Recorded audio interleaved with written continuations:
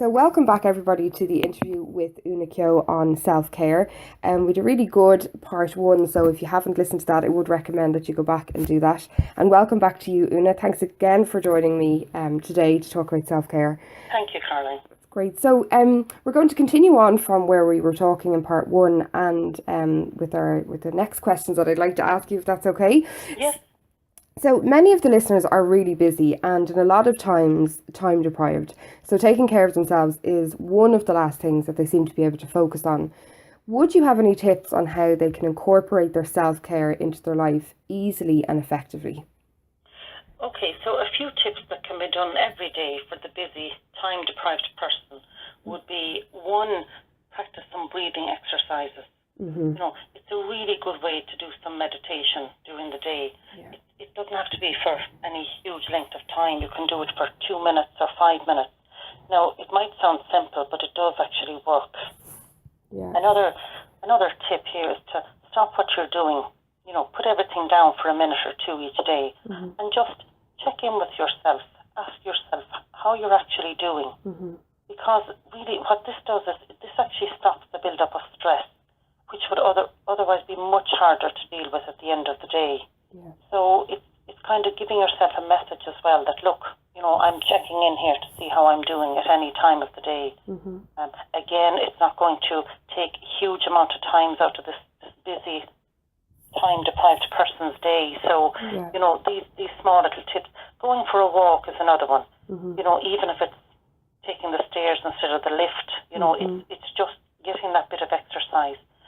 Yeah. Again, drinking plenty of water and making sure that you have a healthy lunch. Yeah.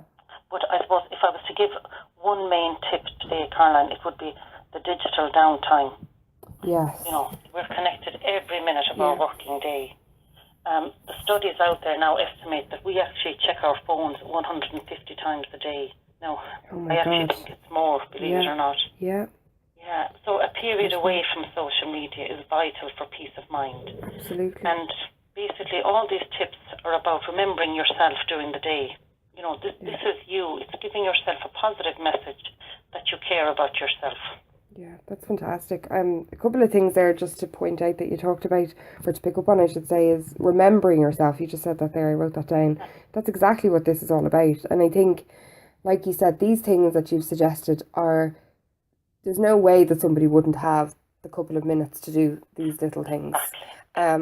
And I think we can convince ourselves a lot of the time. And we will, I have days as well where you wake up and you go to bed and you can't really remember every step of what happened during your day because you've been so busy. But there will be moments, if you're, even I find sometimes in the morning when I'm having my shower, generally is when I do it, is I set my positive intention for the day, things like that, to take that time, before I get going, but also it's part of my routine that I have to do.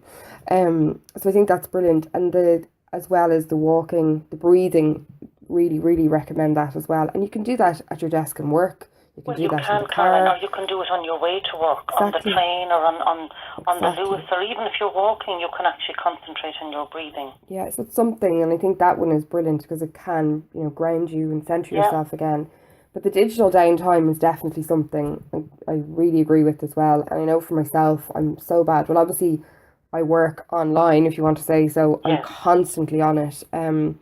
But even when I don't need to be on it, I'm checking emails and checking everything. Yeah. And there's really no need. And my husband would say to me a lot of the time, can we just have an evening now where you just put your phone over there? And I will put it away from me. But I find myself getting quite anxious, actually, that I mightn't have checked it in 5 minutes. And Caroline, the anxiety will leave after a while if you have a set time in the evening, whether it's half an hour or an hour or, well, preferably 2 hours. Yeah. The anxiety will lessen, the more you practice doing that. Yeah, and that's a really good way of looking at it, actually, to bring that side of it in, to lessen the anxiety of letting go of the phone. But I do, and I do find that some people who will say they don't have time for the breathing exercises, but like you said, could be on Facebook 150 times a day. So we're checking into it. It's about our priorities. And like you said there, remembering yourself. So I think that's a really good phrase that you said. That's brilliant. So thank you for that. And over time for your mind, my focus is to bring positive energy to all of the members. And that's why I set it up. And just a place, a sanctuary to go to be looked after in a way. So do you believe a proper self-care practice will improve somebody's life, and if so, how? The answer is yes to that. Okay. I do believe a proper self-care practice will improve somebody's life. Mm-hmm. So when we're stressed, self-care is usually the first thing to go, believe it or not. Yeah. We actually end up telling ourselves, well, we've actually no time here. We're just too busy. And that only makes things worse. Yeah. So, like you mentioned in a previous question, people are busy with their lives. They don't have time for self-care. So they keep working harder and harder, because most of us grow up believing that the more you sacrifice, the bigger the reward. Mm-hmm.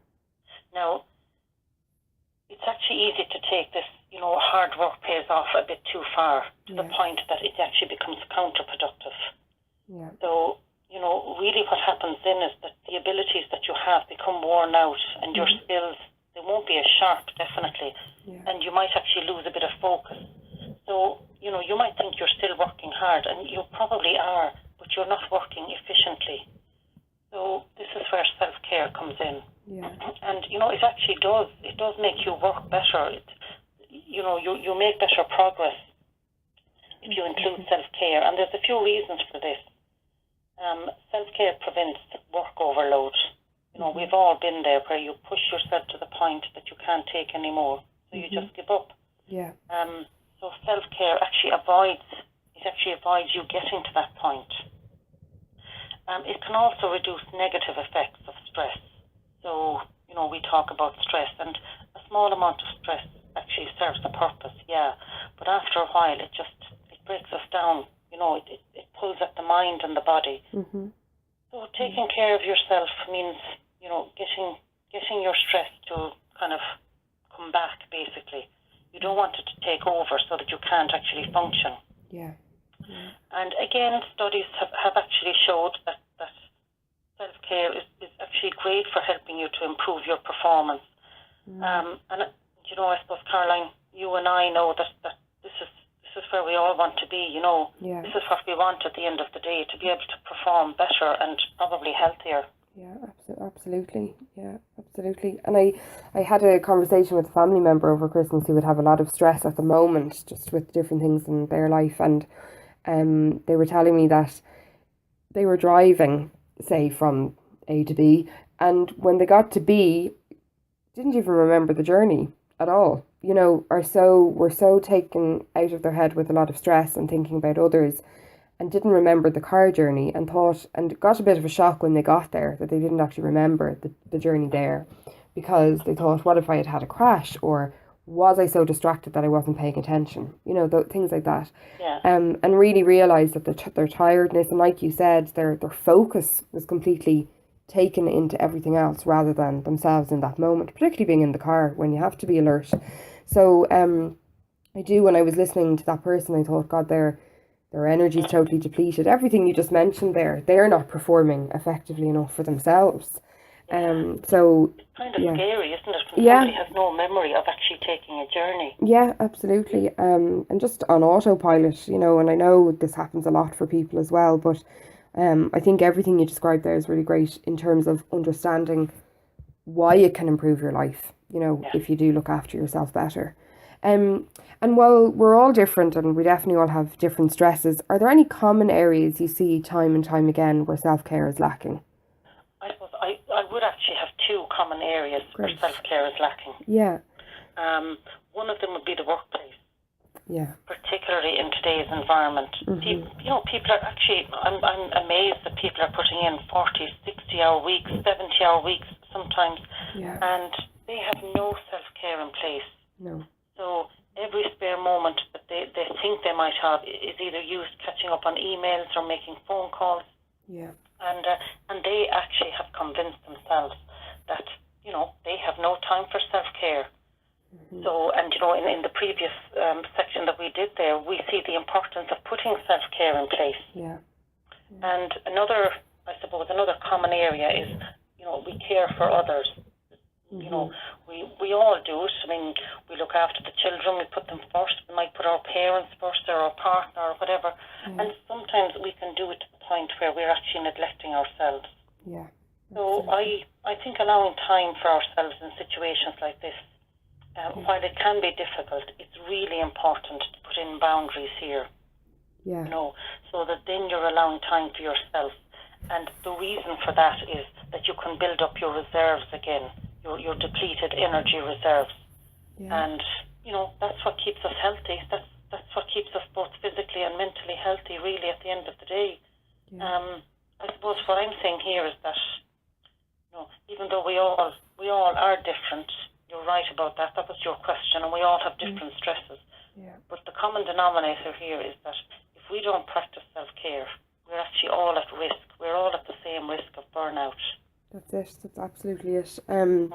And I agree with that, particularly the workplace and looking after others. That's where there be both things actually I would hear quite often. The amount of energy that's given over to that.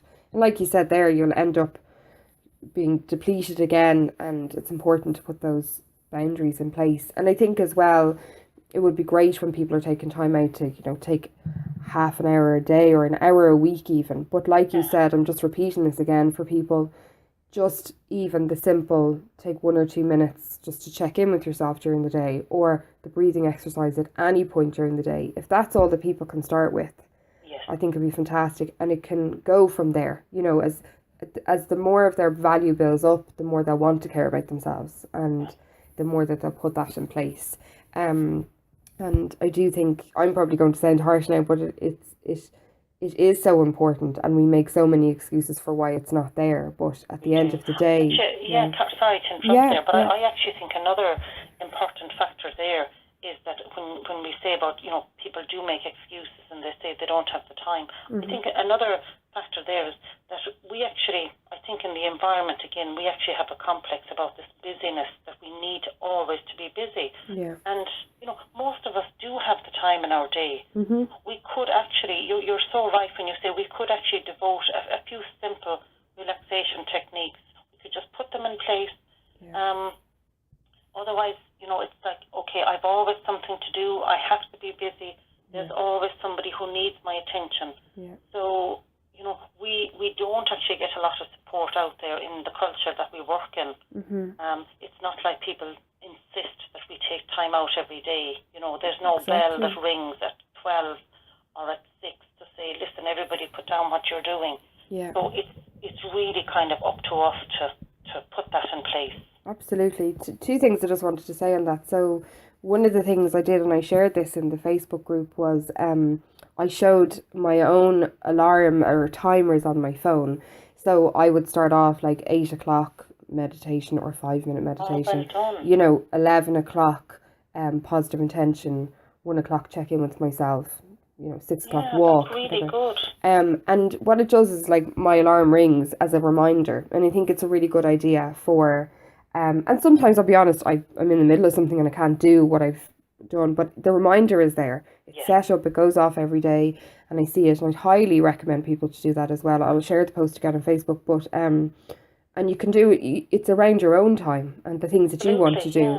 But when that bell goes, and like you said there, we don't have somebody doing that for us, and just to pick up on another point leading on from that is, when people are wanting to help others or have to be busy, and I have to do this and I have to help that person and I have to prove myself in work, is that a lack of self-value, or is that a need for them to receive, I suppose, outside, I'm trying to think of the word now, recognition? An external valuation, I suppose, from outside. Yes, I hear what you're saying. Yes. I think maybe to answer the question there that you're asking, I think there's a bit of both, Caroline. Okay. When we are helping other people all of the time, there's a little bit of lacking of a self-esteem in ourselves, or a self-value. And then the other part is that we probably are getting some kind of a need met, but it's actually an external kind of an evaluation of what we are worth. Yeah, absolutely. That's what I was just wondering as we were talking about that. That's brilliant. You've given some fantastic advice there. I'm writing it all down here for myself as well. It's brilliant. So thank you so much again. We're going to finish up this part, and then we'll come back again into part 3, where we're going to answer some member questions that were sent in. So thanks so much again, Una, and I look forward to talking to you in the next section.